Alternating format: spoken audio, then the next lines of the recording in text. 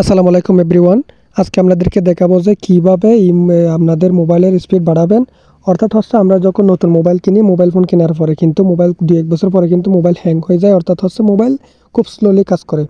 তো আজকে আপনাদেরকে এমন একটা সেটিংস দেখিয়ে দেবো যে সেটিংসটা করে রাখলে কিন্তু আপনার মোবাইল কিন্তু নতুনের চেয়েও দ্বিগুণ স্পিডে কাজ করবে। আমি আপনাদেরকে একটু প্রুফ দেখাই। আমি যখন সেটিংয়ে প্রবেশ করতেছি, সেটিংয়ে প্রবেশ করার সময় কোনো একটা সেটিংয়ের মধ্যে প্রবেশ করলে কিন্তু আমার সেটিংসটা খুব স্লোলি কাজ করতেছে। আপনারা দেখতেই পাচ্ছেন আমার সেটিংসটা কিন্তু খুব স্লোলি কাজ করতেছে। তো আমি আপনাদেরকে আজকে যে সেটিংসটা দেখিয়ে দিব সেই সেটিংসটা করে রাখলে, অর্থাৎ আমি আপনাদেরকে একটা অপশন দেখিয়ে দেবো, অপশনটা চালু করে রাখলে আপনাদের মোবাইল কিন্তু খুব দ্রুত কাজ করবে। তো সবাই ভিডিওটা শেষ পর্যন্ত মনোযোগ দিয়ে দেখবেন।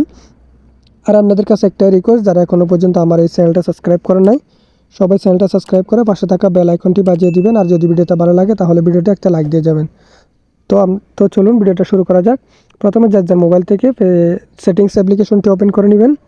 সেটিংস অ্যাপ্লিকেশনটি ওপেন করে নেওয়ার পরে এখান থেকে একটু নিচের দিকে আসবেন, স্ক্রল করে নিচে আসলে দেখতে পাবেন যে এখানে একটা এডিশনাল সেটিংস নামে একটি অপশন আছে। ওই এডিশনাল সেটিংসে ক্লিক করে দেবেন।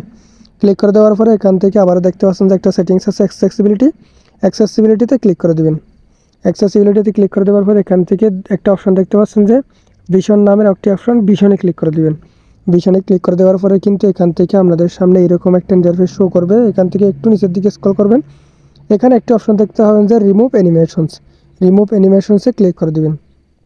দেওয়ার পরে এখান থেকে কিন্তু আমি আপনাদেরকে ব্যাকে দেখাই, এই পর্যন্ত কিন্তু আর আপনাদের কাজ শেষ।